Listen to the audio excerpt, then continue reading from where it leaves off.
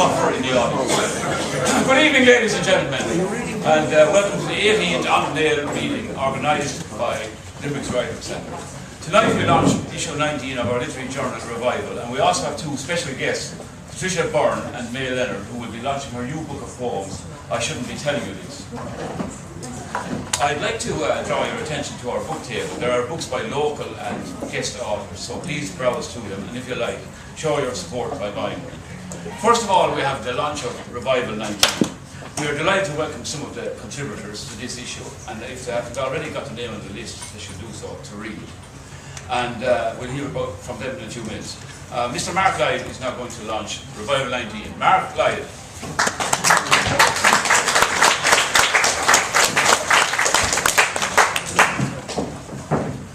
Ladies and gentlemen, can't get more inauspicious than me launching something. I'm the contributing editor, Mark Lloyd. Terry Murray would normally be doing this, but unfortunately she's been taken ill, so I'll do my best. The first thing I see when I open this picture of Laurie Cross, and I'm going to get a little bit of a frisson shiver, remembering the White House and Limerick Your Lady, if anybody remembers the nights we were there, and she started it all off. And it's I suppose where I first came to contact with Revival.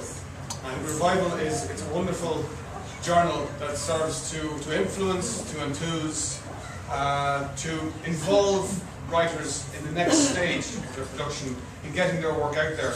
And it's also a handy port for established writers as well. This is the first time that the book has included short stories, prose, and reviews. So it's really becoming the literary journal of the title. And I'd like to, I suppose on behalf of everybody who contributed, to thank Dominic for the hard work he puts into this every time.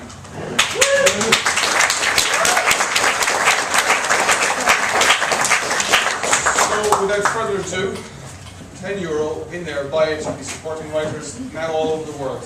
It's launched. Thank you very much.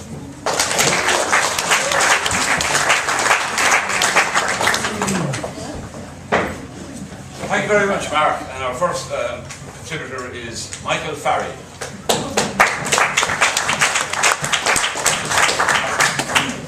Thank you very much. It's great to be in Revival, and it's great to be back in Limerick. My poem is called Frank Miller, who's a character in the film, everyone knows this, a character in the film High Noon. He's the villain. He doesn't appear until near the end, so all through the film they're worried about Frank Miller. And I took Frank Miller as kind of a sign of you know, that person who annoys you all the time. You go to junior infants, there's someone who bugs you. And you go to secondary school, someone who bugs you. That's true, isn't it? It's not just me. Right, that's good. So that's Frank Miller. And so it's called Frank Miller. And I hope there's nobody here called Frank Miller. Frank Miller. Frank Miller ambushed me. Spilled my tepid lunchtime cocoa. Spoiled my thoughtful games of make-believe. With point-blank snowballs, jeered my turned cheek. Frank Miller stole my girl, more imagined sweetheart. She ignored my noble piety, flitted to his brutal grin, grabbed his gun belt, bruised my sorry fancy. Frank Miller, student, knew it all, teacher's pet, college bound, law, then family firm. I wrestled Greek and Latin, taught school. He sneered my piteous wisdom. Frank Miller is my deep night rustle, uncertainty of shadows in the dusk, something within, denied, half known, threatening my uneasy cornerstone, my sweetest terror. Frank Miller, I think I have subdued you, overcome my outlaws, ensure my history is chaste. But though facts are firm and my clocks are accurate, my future dreads Frank Miller.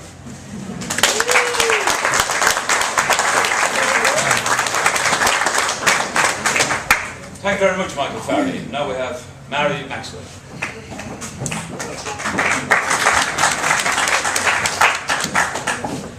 Thanks very much. Thank you, Dominic. I'm really thrilled to be here, all the way from Invernon in Connemara. This is called Where I Lay My Head. It's a piece of flash fiction. Water still, ne'er a ripple, frigid on my spine. First the blue of your eyes, then the periwinkle sky lurking behind the clouds. I'll take you home, you said. Jump in. I'd latched onto that sky, the sliding of cloud across space, like the blade you'd scored across my neck. You shuddered. I shivered. Then all was muted. Home, you'd said. I'll take you home. The water is stagnant now, long slivers of reeds and weeds twisting in the current, like Mammy's plaits unwoven after Sunday Mass, her tweed perfume hugging each strand. Now home is among the rusted chairs and springless couches. You visit often. My girls, you preen like a proud parent.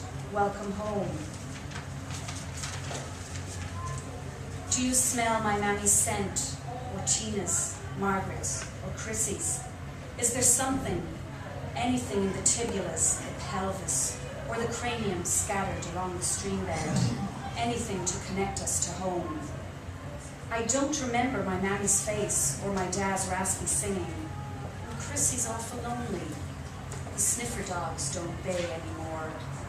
Nor do we hear the echoing shouts over the fences or see the will-o'-the-wisp into the dawn.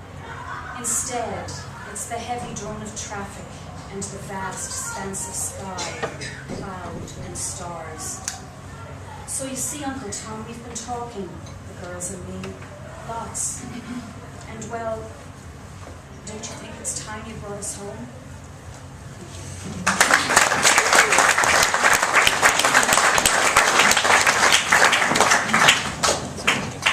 Thank you very much, Mary. Now we have Lou Morgan.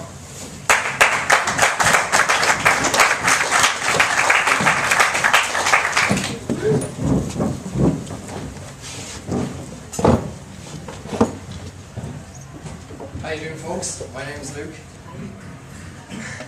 My poem, I'm going to read a poem for you today called Brothers, and it's on page 40 if you want to read it out.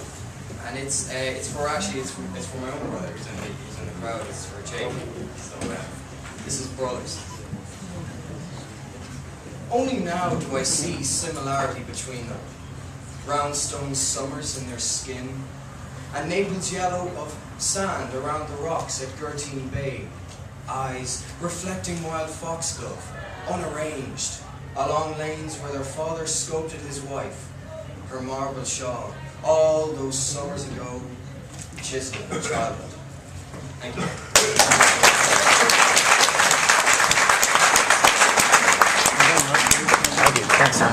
Thank you very much, Lou. Bernadette Shields.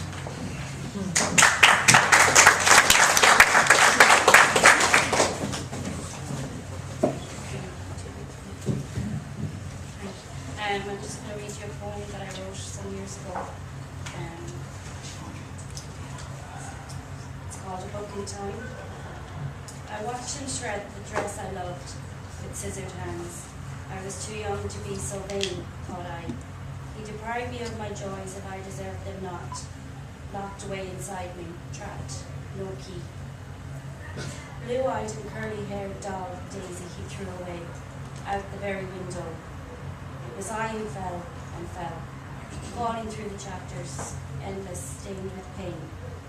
Just memories now, forgetting what makes me, me. We are all still growing in our hearts. We are all still becoming who we really are.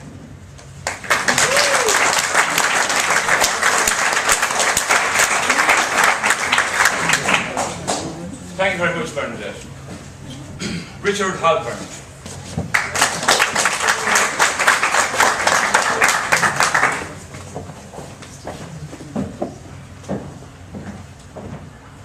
Thank you. I'm happy to be here.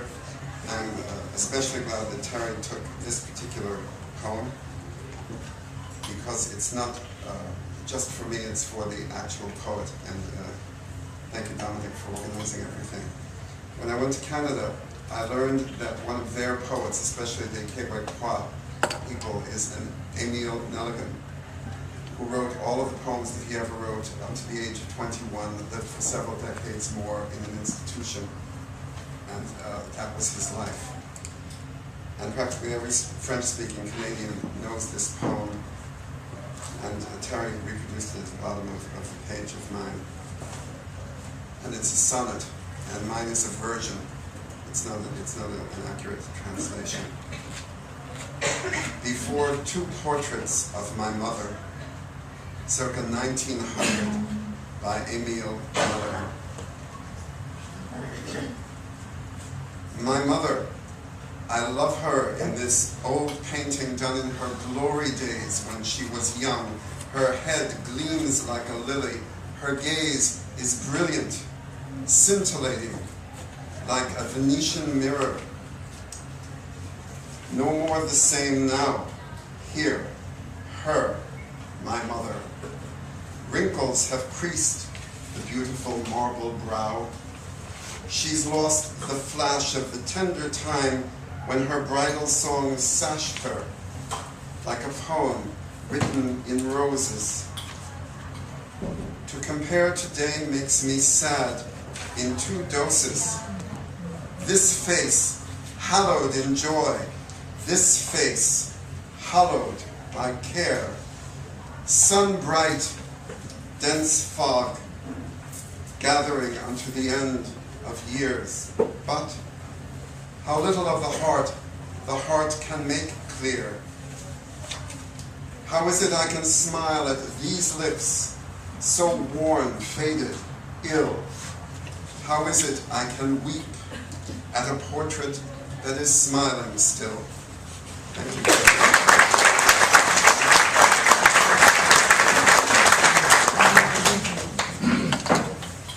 Thank you very much, Richard Alford. Now we have Leonard Hallman.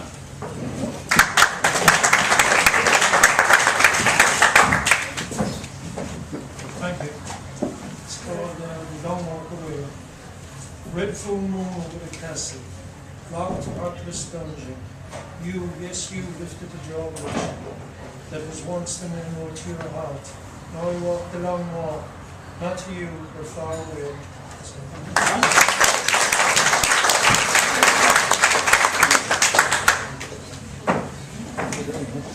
Leonard Hallman. And now we have Helen Simcox.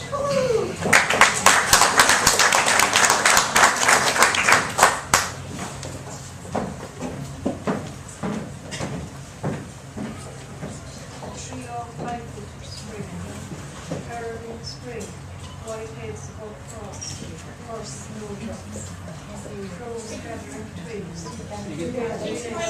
Talking to my phone. crows gathering twigs, twin nest I will always, spring at last, heads swaying in spring breeze, leaves of daffodils.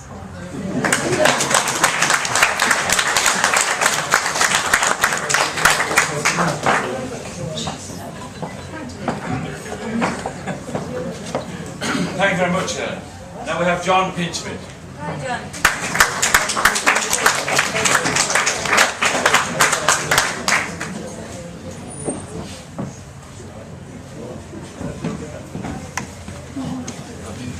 Sat in the corner. Sit there.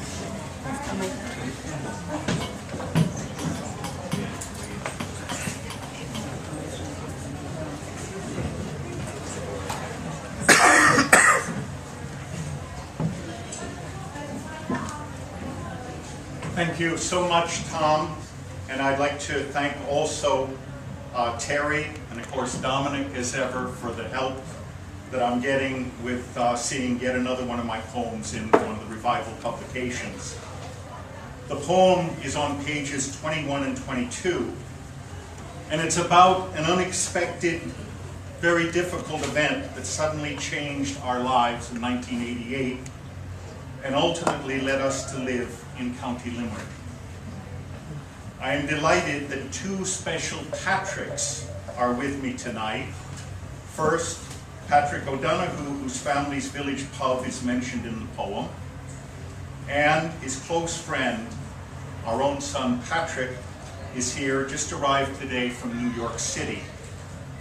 At age 14, he helped me shoulder a very special part of our past out of the house where my wife and I now live.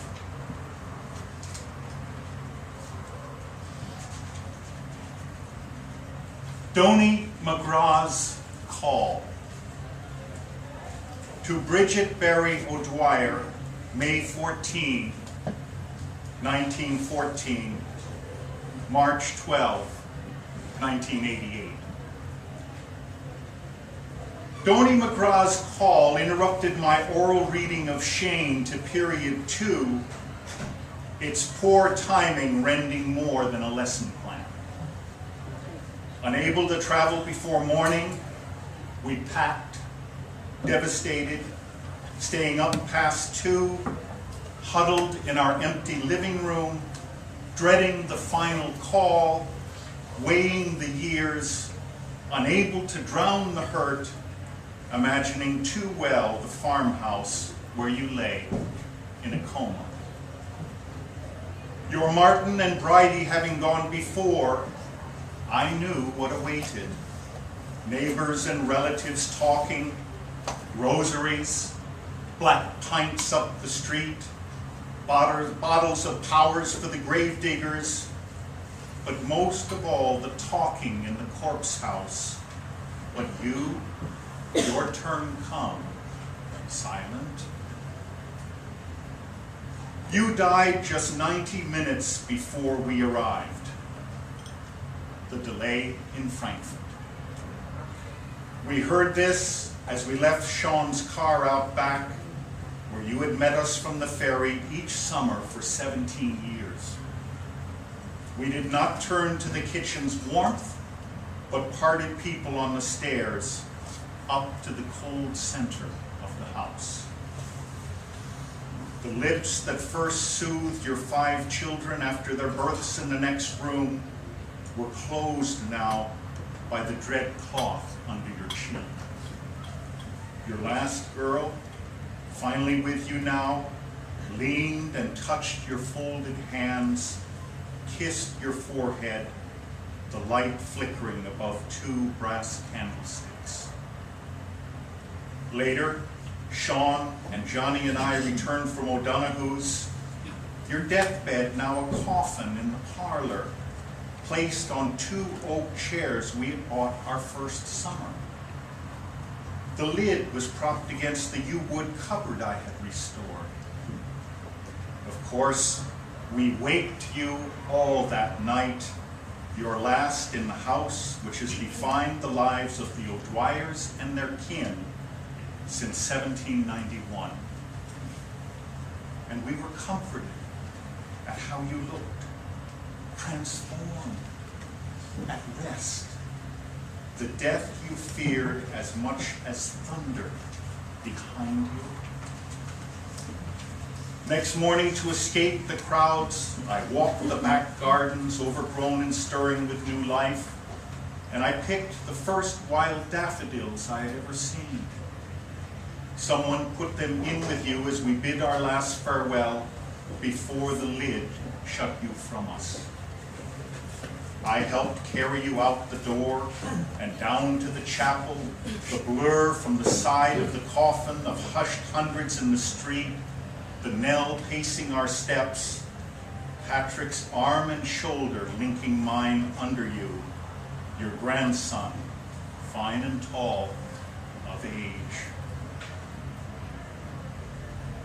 Late at night, you sometimes talked in front of the fire of how hard it was when you first came to the house, milking cows, feeding calves, pigs, heavy horses, up to 15 men, and the lads.